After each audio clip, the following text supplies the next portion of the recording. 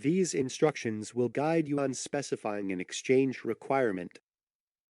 Click the ER button to begin the ER specification process.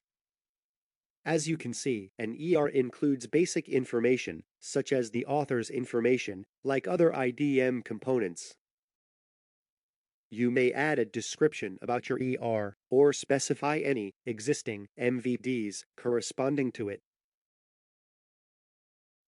The most important part is the information requirement.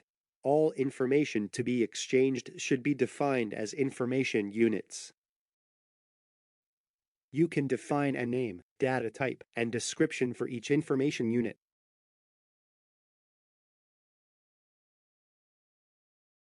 Click on the checkbox to indicate whether an information unit is mandatory or optional. Textual or graphical examples can be added if you wish.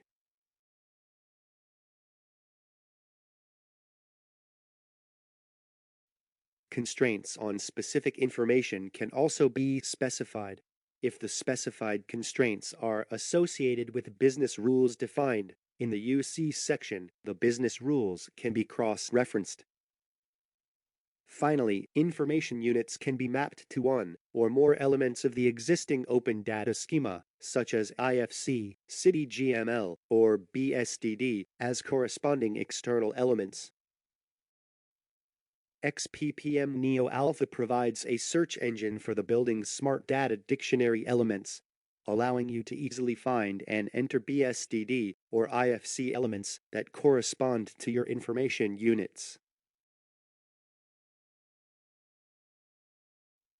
You can define and control the hierarchical relationships between information units using the indentation function.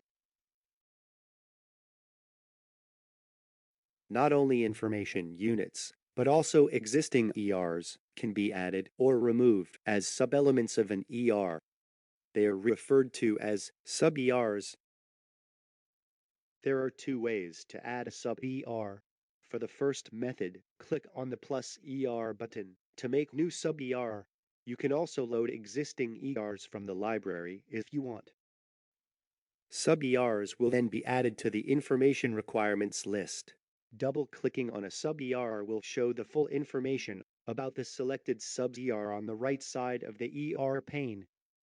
If you create a new sub-ER instead of importing an existing one, it is important to enter any missing information to make it valid and easily distinguished from other sub-ERs.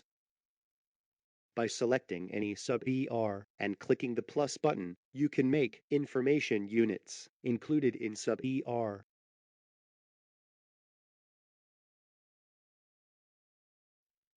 For the second method, select a group of information units on your list and convert them into a new sub-ER by clicking the angle bracket ER button.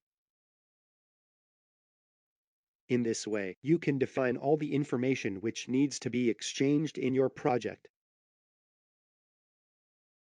When you finish registering all the information requirements, you can return to the UC or PM section and add ERs associated with some elements of the sections.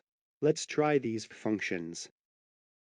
You can check the overall structure of your IDM document in the navigation pane on the left. In this case, there are 3 ERs in total. The main ER and 2 sub-ERs. First, you can go back to the target project phases in the UC section. By simply selecting an ER from the drop-down menu, you can specify information requirements for each project phase.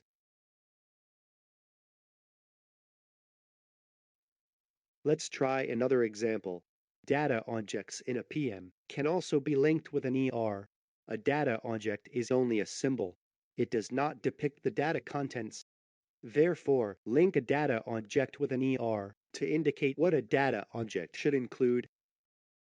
In this case, you can map 2 sub-ERs as the input and output information requirements for a task, respectively.